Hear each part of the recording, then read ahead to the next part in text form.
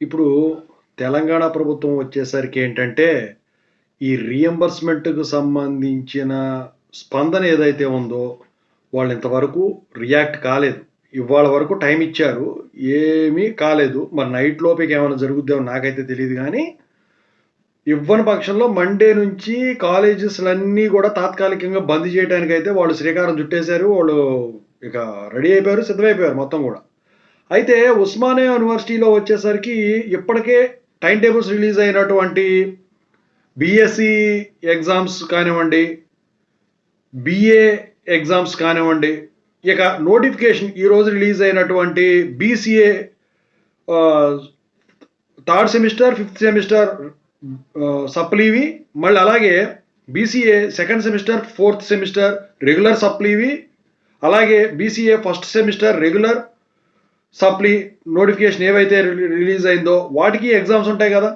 మరి ఇవి కానివ్వండి, బీఏ కానివ్వండి, బీఎస్సీ కానివ్వండి, ఇప్పటికే నోటిఫికేషన్ ఇచ్చినవి, టైం టేబుల్ రిలీజ్ అయినవి, ఈ ఎగ్జామ్స్ అన్నీ జరుగుతాయని చెప్పేసి స్టూడెంట్స్ అడుగుతూ ఉన్నారండి.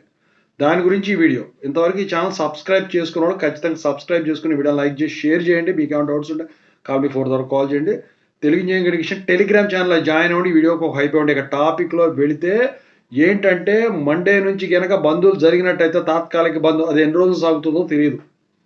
ఒకవేళ జరగాల్సి వస్తే ఇంతవరకైతే కాలేజీలకి ఎటువంటి సర్కులారు కానీ ఇన్ఫర్మేషన్ కానీ రాలేదు. స్టూడెంట్స్కి పరంగా అయినా ఫ్యాకల్టీ పరంగా అయినా యాజమాన్యాలు కూడా ఇప్పుడు అక్కడ ఫెడరేషన్ కౌన్సిలింగ్ ఏదైతే ఉందో వాళ్ళు మీటింగులు పెట్టుకొని ఉన్నారు. అయితే ఇప్పుడు ఏంటంటే, ఇవాళ నైట్కి కనుక డబ్బులు పడిపోతే అంటే ఇప్పుడు మొత్తం ఇంకా 900 కోట్లు రావాలంటున్నారు కదా. అసలు అది దీపావళికే ఇచ్చేస్తామని చెప్పేసి అన్నారు. ఈ 1200 కోట్లు 300 కోట్లే రిలీజ్ చేశారు దసరాకి. అప్పుడే అయిపోవాల్సింది కానీ ఆపారు. అయితే ఇప్పుడు 900 కోట్లు రావాలి కదా. ఈ 900 కోట్లు రాలేదని చెప్పేసి ఇప్పుడు గోల చేస్తా ఉన్నారు. మొత్తం 10,000 కోట్లు రఫ్గా.